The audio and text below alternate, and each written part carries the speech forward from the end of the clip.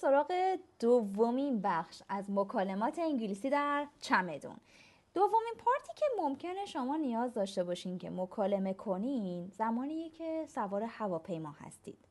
On the plane or on the airplane. جفتش اوکیه. لطفاً به این حروف اضافه‌ای که میاریم دقت کنین ها. At the airport، توی فرودگاه.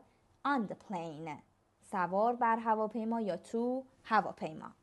خب دقت کنید، اولین چیزی که ممکنه براتون سوال بشه این که اصلا مهماندار به انگلیسی میشه چی؟ Flight attendant.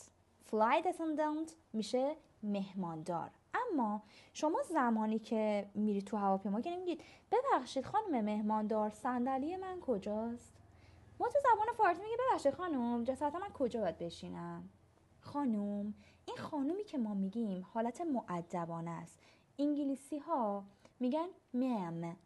Excuse me ma'am, where can I sit?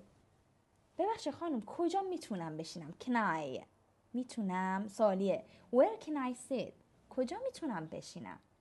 یا میتونم بگم که ببخشید کجا باید بشینم؟ Where should I sit؟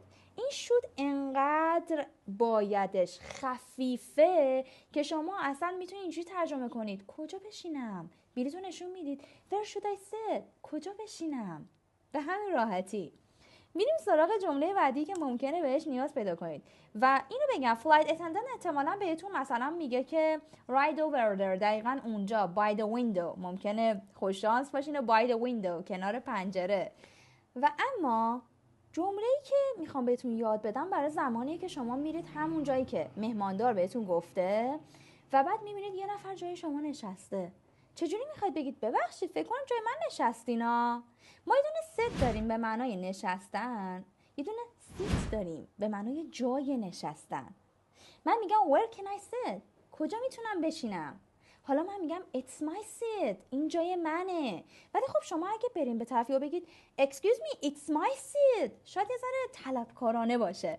میتونید بگید excuse me I think you're in my seat، فکر میکنم شما جای من نشستید. خیلی جمله قشنگ و مؤدبانه‌ای.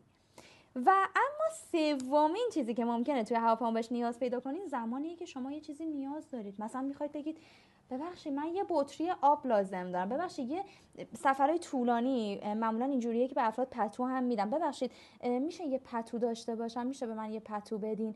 این عبارت رو ما چیزایی که میخوایم و میایم میریزیم در قالب یه جمله‌ای که آقا وقتی اینو بیان کنی به شدت مؤدبانه است و هر چیزی که لازم داری و میتونی با این جمله عنوان کنی.